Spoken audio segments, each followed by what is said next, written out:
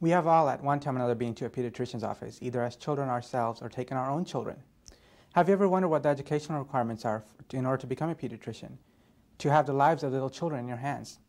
Today I'd like to discuss that with you. I have done extensive research on this, and I've also worked as a volunteer at St. Dominic's Hospital, both with children and doctors. Today I'd like to discuss with you the educational requirements to be a pediatrician. First of all, there's medical school. Second, there's the residency program. And finally, the final examination.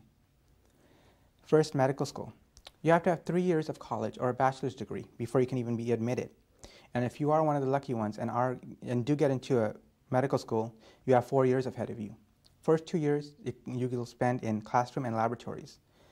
You will be taking classes such as anatomy, in which you'll be dealing with our favorite subject, cadavers. You'll be expected to memorize where the tissues are, muscle, bone, and various aspects of the body are located. You will also be expected to do case histories, perform examinations, and get to recognize symptoms. The last 2 years, you'll be working with patients under supervision of an experienced pediatrician, which means that you'll be dealing with patients but not on one-on-one basis. You'll be dealing with another pediatrician. Dr. Gustave Cray, a pediatrician at the nation's largest clinics in Louisiana, had this to say about the 4-year program.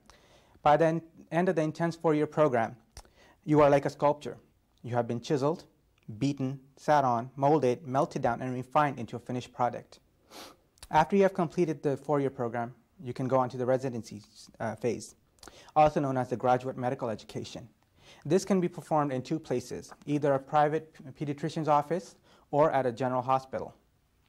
You'll be working with patients with indirect supervision of an experienced pediatrician, which means the pediatrician will not be in the office with you, but if you have questions, he'll be there to help you. And the amount of time you spend on this phase depends on how specialized you want to get. You can either go, if you're being just a simple pediatrician, you'll be spending less time if you were to specialize in pediatric cardiology.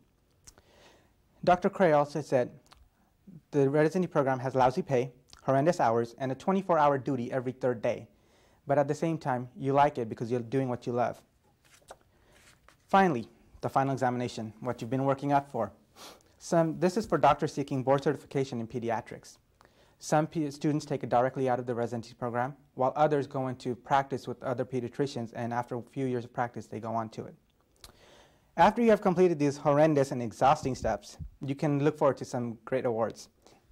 A pediatrician can expect to earn $100,000 to $150,000 a year, depending on how specialized they get.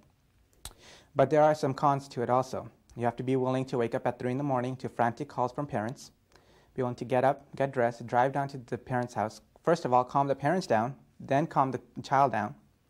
But if you really like kids, then this is a great career to go into. As I've said today, there are 3 stages of being a pediatrician. First, there's the medical school, which requires 3 years of college or bachelor's degree. Second, there's the residency program. And finally, the final examination. I'd like to leave you with this. Next time you're in a pediatrician's office and are getting frustrated at the 10